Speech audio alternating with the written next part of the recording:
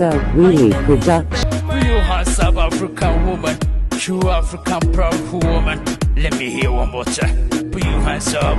Africa, Africa, dalalka, midabka, wana dacayani guna quruxda, alla dhabanka, dararka, daya nurukiya ilwaadka, uma dhiga qayrkooda sharafta, wana dhacay quruxda iyo hanaanka, Zambia, Soomaaliya, kadidaya dhaqanka iyo edabta.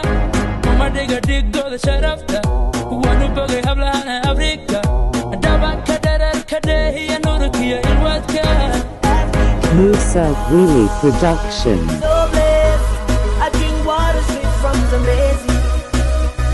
Oh yeah, these women are so fine, a beauty like Kilimanjaro. Oh yeah, African woman rocks. An African woman rocks. African woman rocks. An African woman rocks. Musa Really Production.